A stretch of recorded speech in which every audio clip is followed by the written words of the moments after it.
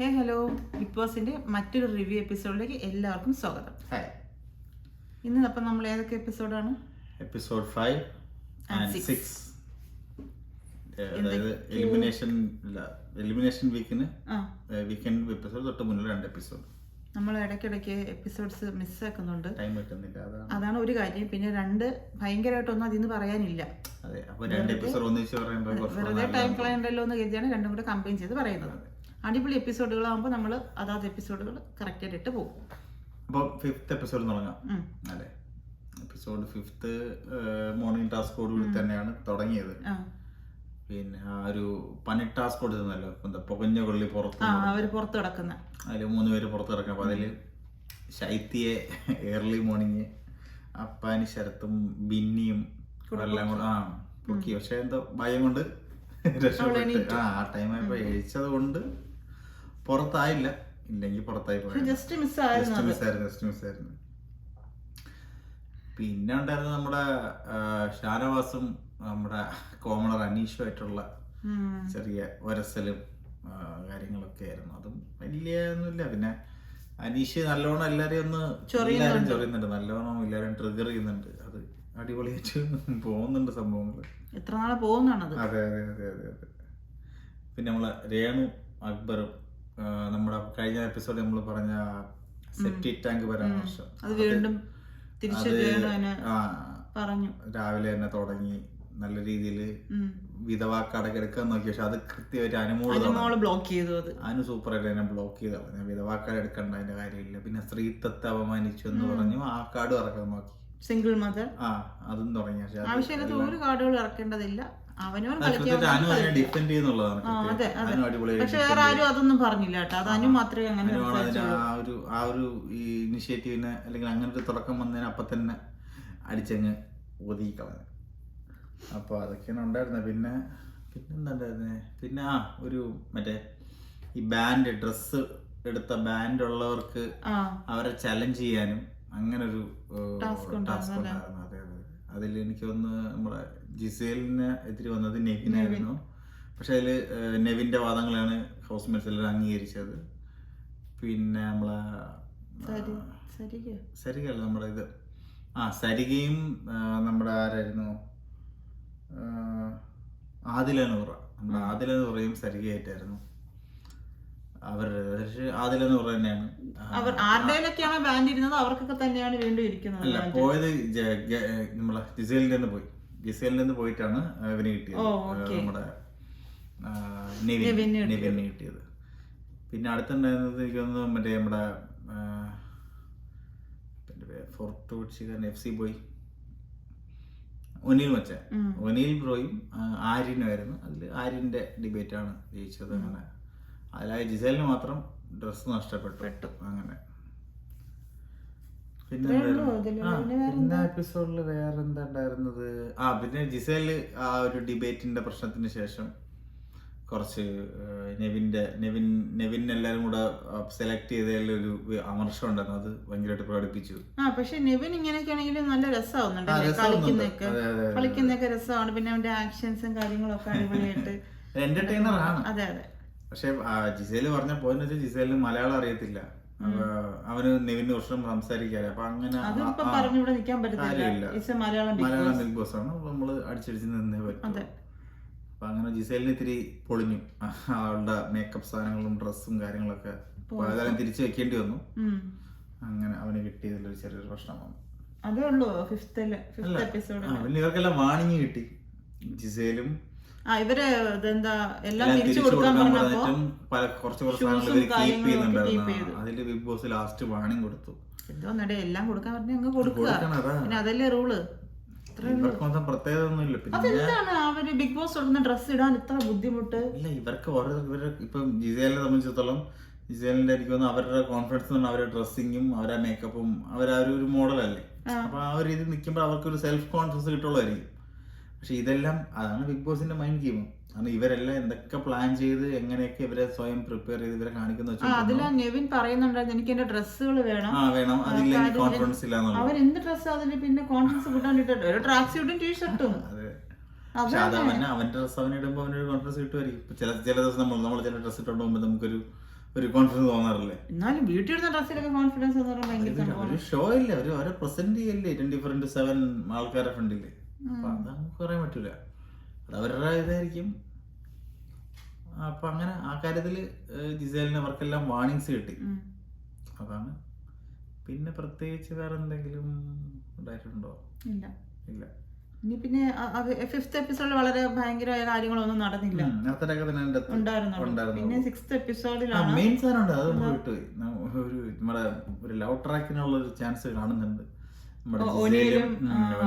ജിസേലും ഒനിയിലും എന്തോ നമ്മളെ അക്ബറും നെവിനും ജിസേലും കൂടെ സംസാരിക്കുന്ന ഒരു ഇതില് ഇങ്ങനെ പറയുന്നുണ്ടായിരുന്നു.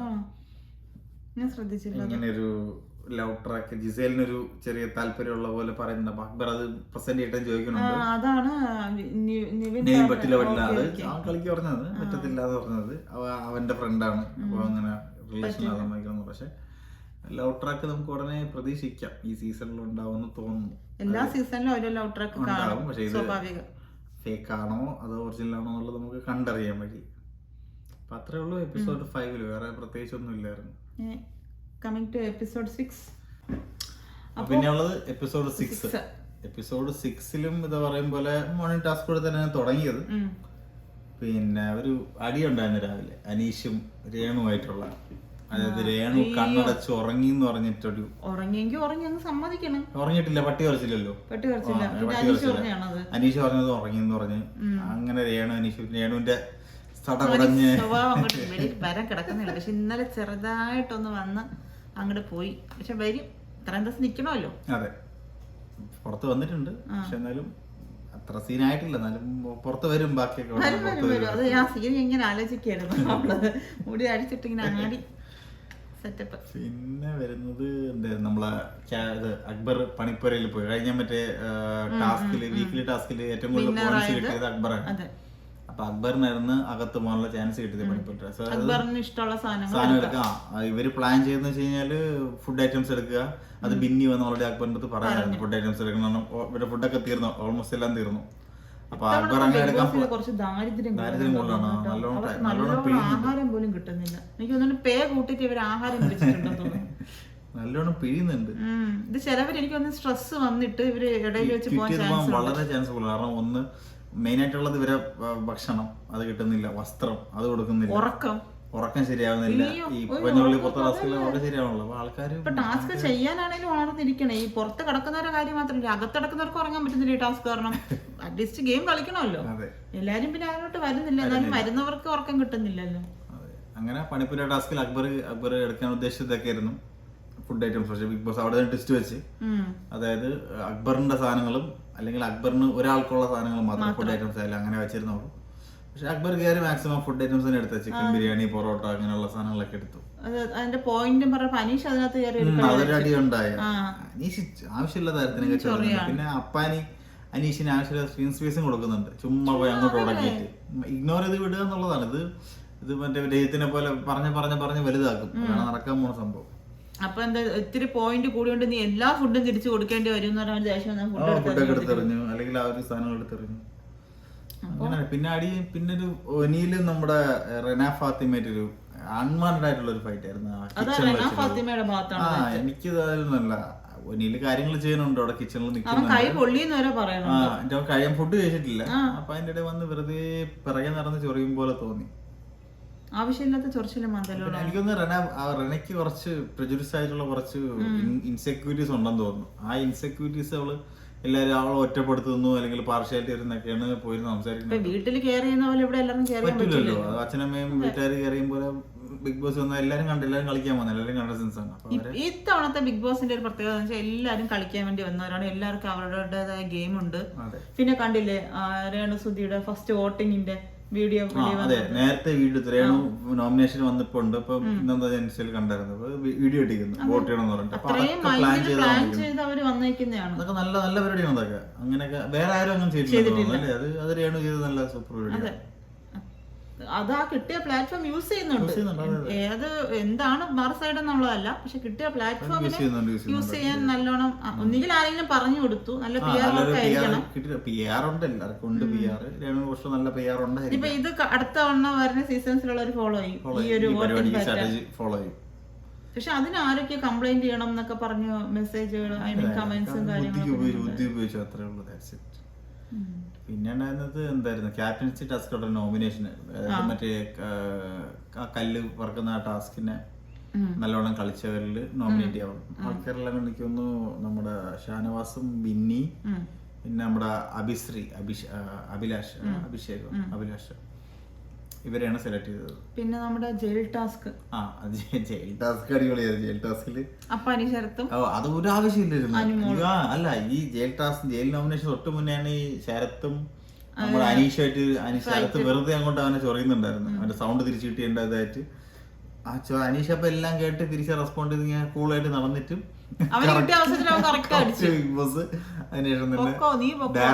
ക്യാപ്റ്റനെ ഡയറക്റ്റ് നോമിനേറ്റ് ചെയ്യാന്ന് പറഞ്ഞുകൊണ്ട് ചോദിച്ചപ്പോ കറക്റ്റ് അപ്പാനി ശരത്തിന്റെ പേരാണ് പറഞ്ഞു. സ്പോട്ട് ജയിലിൽ പോയി. പക്ഷെ അനുമോൾക്ക് അത്ര ഇഷ്ടപ്പെട്ടിട്ടില്ല. പിന്നെ ഈ ഹൗസ് മേറ്റ്സ് എല്ലാം കൂടെ സെലക്ട് ചെയ്താണ് അനുവിനെ ഏറ്റവും കൂടുതൽ വോട്ട് ചെയ്തത്. അനുവിനെ അത്ര അത് പിടിച്ചിട്ടില്ല. ജയിലിൽ പോയേ പറ്റുള്ളൂ. ഈ കുറച്ച് കഷ്ടപ്പെട്ടു. ഇത്തവണ ജയിലും കൊള്ളാം. ചരിഞ്ഞ ജയില്, പണിയുള്ള ജയിലാണ്. മുന്നത്തെ പോലെ വിശാലമായി കിടന്ന് സുഖിക്കാൻ പറ്റുന്ന ജയിലൊന്നുമില്ല. നിങ്ങൾ ഇവിടെ ജയിലിലാണ് വന്നിരിക്കുന്നത് എന്നുള്ളൊരു ഫീൽ കിട്ടും. അതെ. പിന്നെ എന്താന്ന് വെച്ചാല് ഇങ്ങനെ സ്ലൈഡിംഗ് ഒക്കെയാണല്ലോ, കിടക്കാനൊന്നും പറ്റുന്നില്ല അവർക്ക്. പിന്നെ ചപ്പാത്തി സ്ക്വയറിലും സർക്കിളിലും ട്രയാങ്കിളും ഒക്കെ ഉണ്ട്. പിന്നീട് നമ്മൾ ആർജെ ബിൻസിയും നെവിനും ആയിട്ടൊരു ഫൈറ്റ്. നെവിൻ കഴിഞ്ഞ എപ്പിസോഡ് 5ാമത്തെ എപ്പിസോഡാണ് പോയിട്ട് ഐ ലവ് യു ഇഷ്ടമാണെന്നൊക്കെ ചുമ്മാ ഒരു തമാശ അടിച്ചിട്ട് പോയവരാണ്. പക്ഷെ ഇന്ന് വന്നിട്ട് വൻ സീനായി. ഫാഷൻ ഷോ എന്തൊക്കെയോ പറഞ്ഞു. അപ്പൊ അവന് പൊട്ടുന്നുണ്ട്. പക്ഷെ എനിക്കൊന്ന് ബിൻസി നല്ലോണം സ്കോർ ചെയ്തു. കുറെ കഴിഞ്ഞപ്പോ ഇവന് പറയാനൊന്നുമില്ലായിരുന്നു. അവളങ്ങോട്ട് നല്ല ഇതായിട്ട് റേസ് ചെയ്ത് പോയി. പക്ഷെ ഇവൻ കുറച്ച് നേരത്തേക്ക് അങ്ങ് ഔട്ടായി. പിന്നെ പറഞ്ഞ കാര്യങ്ങളെല്ലാം പറഞ്ഞുകൊണ്ടിരിക്കുകയായിരുന്നു. എന്തിനായിരുന്നു വഴക്ക്? അതെന്തായിരുന്നു, എന്ത് റീസൺ ആയിരുന്നു? ഒരു സീരിയസ് ഇഷ്യൂസ് ഒന്നും അല്ല. പിന്നെ അങ്ങനെ ക്യാപ്റ്റൻസി ടാസ്ക് ഉണ്ടായിരുന്നു. 2ാമത്തെ ക്യാപ്റ്റനായിട്ട് ഷാനവാസ് എനിക്കും തോന്നിയായിരുന്നു. എനിക്ക് ആ 3 പേര് കയറിയപ്പോ ഒന്നത് ഹൈറ്റ് ഉണ്ട്. പിന്നെ അഭിഷേകിന് കാലിന്റെ എന്തോ ഒരു പ്രശ്നമുണ്ടല്ലോ, ചെറിയൊരു പ്രശ്നമുണ്ട്. പക്ഷെ ഇത് അതൊന്നും അല്ല, ലക്കാണ്. കാര്യം കണ്ണ് കെട്ടിയിട്ട് അടിച്ചായിരുന്നു. ഇത് റൗണ്ട് ചെയ്യുന്നുണ്ടായിരുന്നു. പക്ഷെ കറക്റ്റ് അടി. കുറച്ച് ലക്കിന്റെ കാര്യം കൂടി ഉണ്ട് ഇതിലെ ക്യാപ്റ്റൻസിക്ക്. അപ്പൊ ക്യാപ്റ്റനുമായി സെക്കൻഡ് വീക്കിലെ ക്യാപ്റ്റനായി. അപ്പം തേർഡ് വീക്കിൽ ഇനി ഷാനവാസിനെ ആർക്കും നോമിനേറ്റ് ചെയ്യാൻ പറ്റില്ല. പക്ഷെ ബിഗ് ബോസിന് അത് വേണമെങ്കിൽ മാറ്റാം. കഴിഞ്ഞ വർഷമൊക്കെ ക്യാപ്റ്റൻസിയിലുള്ളവരെ ലാസ്റ്റിലുള്ള എപ്പിസോഡ് ആകുമ്പോഴത്തേക്ക് മാത്രമല്ല ഒരു 10-15 ഇത് കഴിഞ്ഞപ്പോഴത്തേക്ക് ആക്കി തുടങ്ങി ക്യാപ്റ്റനെയും നോമിനേറ്റ് ചെയ്യാന്ന് പറഞ്ഞു. അപ്പൊ ഇപ്പൊ ബിഗ് ബോസിന് ഷാനവാസിന് വലിയ താല്പര്യം ഇല്ലെങ്കിൽ നോമിനേറ്റ് ചെയ്യാം. എന്തായാലും നല്ലൊരു മത്സരം തന്നെയാണ്. നമുക്ക് കാണാനും ലൈവ് കാണാനും ഇൻട്രസ്റ്റ് ഒക്കെ ഉണ്ട് സംഭവം. അതെ, ഇന്നിപ്പോ എനിക്ക് തോന്നുന്നു ലാലേട്ടന്റെ എപ്പിസോഡ് ആയിരിക്കും. ഞങ്ങൾ ശരിക്കും ഇത് കാനഡയിൽ ഇരുന്നാണ് ചെയ്യുന്നത്. അപ്പൊ നാട്ടിലെ ടൈം തൊട്ട് ഇച്ചിരി വ്യത്യാസമുണ്ട്. ഇപ്പൊ അവിടെ പകലായി കാണും ശനിയാഴ്ച. ഇനി ഇപ്പൊ ശനി ഞായറാകുമ്പോഴത്തേക്ക് ലാലേട്ടൻ വന്നിട്ട് പോകും. അപ്പൊ ലാലേട്ടൻ വന്ന് പോയതിന് ശേഷമേ ഇവിടെ കാണാൻ പറ്റുള്ളൂ. കാര്യം നമ്മൾ ചാനലിൽ ഇടുന്നത് കറക്റ്റ് ആയിട്ട് ഫോളോ ചെയ്യാൻ പറ്റുന്നില്ല നമ്മുടെ ടൈമായിട്ട്. അല്ലാണ്ട് ഒരു ചാനൽ വരുന്നതാണ് നമ്മൾ കാണുന്നത്. അതാണ് ഈ വീഡിയോ വരാനും ഡിലേ ആവുന്നത്. പക്ഷെ നമുക്ക് ഇഷ്ടമുള്ളതുകൊണ്ട് നമ്മളത് ചെയ്യുന്നു സമയം കണ്ടെത്തി. അപ്പൊ എല്ലാരും ഇതാണ് 2 എപ്പിസോഡ് ജയിലിൽ പോയി. അനുവും ശരത്തും ജയിലിൽ. അവിടെ കിടന്ന് ഇവരൊരു ഡ്രാമ പോലെ അത് കൊള്ളാം. ബഷീറിന്റെ മതിലുകൾ റീക്രിയേഷൻ പോലെ നാരായണിയും ബഷീറായിട്ടൊക്കെ ചെയ്യുന്നുണ്ട്. കൊള്ളാം. അപ്പൊ അതൊക്കെയാണ് ഉള്ളത്. നോമിനേഷൻ എപ്പിസോഡ് ആയിരിക്കും. വീക്കെൻഡ് എപ്പിസോഡ് ആണല്ലോ. ലാലേട്ടൻ വരും. ലാലേട്ടൻ എന്തൊക്കെയാണ് ഇനി കാണിക്കാൻ പോകുന്നതെന്നാണ് അതെ. മിക്കവാറും സെപ്റ്റിക് ടാങ്കിന്റെ കേസ് വിഷയം സീനാവും. പിന്നെ ഒന്ന് ഈ സാധനങ്ങൾ എടുത്തു വെച്ചിരുന്നത്, അതായത് ഉപയോഗിക്കാൻ പറ്റാത്ത ലക്ഷറി ഐറ്റംസ് ഉപയോഗിച്ചത്, അതിനൊരു പണി ഉണ്ടാവും എന്നൊക്കെ പ്രതീക്ഷിക്കുന്നു. പിന്നെ വേറെ എന്തിനാ, പിന്നെ നമ്മള് ഈ രേണുസുതി ഒരു കരഞ്ഞ വീഡിയോ കണ്ടത് ഇടയ്ക്കൊരു ക്ലിപ്പ് കണ്ടതാണോ നമ്മള് ചാനലിൽ കണ്ടതാണോ? മറ്റേ ഋതുട്ട ഋതപ്പന്നൊക്കെ പറഞ്ഞു കണ്ടതാണ്. അല്ലത് കണ്ടാ തന്നെ അറിയാം ഫേക്കാണെന്ന്. ഒയ്യോ ഉറപ്പാണ്. എന്നിട്ട് പെട്ടെന്ന് ക്യാമറയിലോട്ട് നോക്കുന്നു, ക്യാമറ ഫോക്കസ് ചെയ്യുന്നുണ്ടോ. പിന്നെ കിച്ചുവിന്റെ പേര് പറഞ്ഞാലാണല്ലോ കുറച്ചുകൂടെ വോട്ട് കിട്ടുള്ളൂ. ഇനി ഈ പോണത്തൊക്കെ ഇവര് ഋതപ്പനെയും കിച്ചനും കൊണ്ട് പൊക്കോണ്ടിരുന്നു. അവര് തന്നെ പറയുന്നുണ്ട് അല്ലല്ല കാര്യം അത്രയും ഫേക്കാണ്. കാര്യം ഇവര് സംഭവം അതല്ല. കാര്യം ഞാൻ പറയട്ടെ, ഇവരെന്തോരം എനിക്ക് സമയമില്ല, കാര്യം വീട്ടിൽ പോകാൻ സമയം കിട്ടുന്നില്ലെന്ന് പറഞ്ഞവര് പോണടത്തൊക്കെ മക്കളെ കൊണ്ടാണ് പൊക്കോണ്ടിരുന്നത്. അല്ല അവർക്ക് ജീവിക്കണ്ടേ, പിള്ളേരെ വളർത്തണ്ടേ. മോനെ രേണസുതിന്റെ അടുത്താണ് മക്കളെ ചെറിയൊരു വിഷറി എതിർപ്പില്ല അങ്ങനെ ഓവർ. പിന്നെ അവര് ജീവിക്കട്ടെ, അവരെ രീതിയിൽ ജീവിക്കാം എന്തായാലും. അവര് ഞാൻ പിന്നെ നീ കണ്ടോ ഇന്റർവ്യൂസ് അങ്ങനെ കുത്തിരുന്ന് കാണാറില്ല, പക്ഷെ അവരെ വഴിക്ക് വിടുക. ഇവിടെ പഠിച്ചതല്ല, പക്ഷെ ഇവിടെ പറഞ്ഞതല്ല അവര് അവിടെ പറയുന്ന അവിടെ പറയുന്നല്ല ഇവിടെ പറയുന്നത്. അവരവര് ജീവിച്ചു പോട്ടെ. സുചേട്ടനെ ആലോചിച്ചിട്ടെങ്കിലും നമുക്ക് വിടാം എന്നുള്ളതാണ് എന്റെ ഒരു അഭിപ്രായം. അത് ഒരു മരിച്ച വ്യക്തിനെ കൊണ്ട് ഇത്രയും പ്രൊമോഷൻ ഉണ്ടാക്കുന്ന മറ്റൊരു വ്യക്തി അതിപ്പോ എല്ലാരും ചെയ്യും. അത് പിന്നെ പറയുമ്പോ കുറെ ഉണ്ട്. ആരാണ്? അതിപ്പോ ഇതിന് വേണ്ട, പിന്നെ അങ്ങനെ നമ്മുടെ ഒരു അറിവിലില്ല. അങ്ങനെ മരണത്തെ ടൂളായിട്ട് ഉപയോഗിക്കുന്ന ഒരുപാട് ഇൻസിഡന്റ് നമ്മളെ രാഷ്ട്രീയത്തിൽ എല്ലാത്തിലും നമ്മൾ കാണുന്ന തന്നെ. അപ്പൊ അതുകൊണ്ട് അത് രാഷ്ട്രീയത്തിൽ ഇപ്പൊ കാണുന്നു പറഞ്ഞു കഴിഞ്ഞാൽ അത് നേരെ ഒരു അടുത്ത സ്ഥാനാർത്ഥിയായിട്ട് നിൽക്കുന്നു, വോട്ട് പിടിക്കുന്നു, ജയിക്കുന്നു. അതുപോലെ അല്ലല്ലോ ഇത് നിരന്തരം കൊന്നോണ്ടിരിക്കല്ലേ ഒരു മനുഷ്യനെ. അതിവിടെ എന്താ ആയിക്കോട്ടെ. അപ്പൊ നമ്മളെ വിഷയം അതല്ല, നമ്മളെ വിഷയം ബിഗ് ബോസിൽ ഉള്ളതുകൊണ്ട് ഇതൊരു വിഷയമാണ്. എന്നിട്ട് സിംഗിൾ മദറാണ് ഞാൻ, എന്താണ് സിംഗിൾ മദറാണ്, പിന്നെ വിധവ. അത്രേ ഉള്ളൂ. 5ഉം 6ഉം റിവ്യൂ കഴിഞ്ഞു. ഇത്രേ ഉള്ളൂ എപ്പിസോഡിലെ കാര്യങ്ങൾ. ഷെയർ ചെയ്യുക, പിന്നെ ചാനൽ സബ്സ്ക്രൈബ് ചെയ്യാത്തവർ സബ്സ്ക്രൈബ് ചെയ്യുക, അങ്ങനെ നമ്മളെ സപ്പോർട്ട് ചെയ്യുക. നിങ്ങളുടെ എന്താ തോട്ട്സും വന്ന് കമന്റില് നമ്മളെ അറിയിക്കുക. അപ്പൊ നമുക്ക് മനസ്സിലാവുമല്ലോ നമ്മൾ നിങ്ങൾ ഉദ്ദേശിക്കുന്നത്. അതെ, നമ്മുടെ കാര്യങ്ങളെ പറ്റി നിങ്ങൾക്ക് പറയാം. ഇത്രയൊക്കെ ഉള്ളൂ. അപ്പൊ അടുത്ത വീഡിയോ ആയിട്ട് ലാഗ് ഇല്ലാണ്ട് വരാം. ബൈ.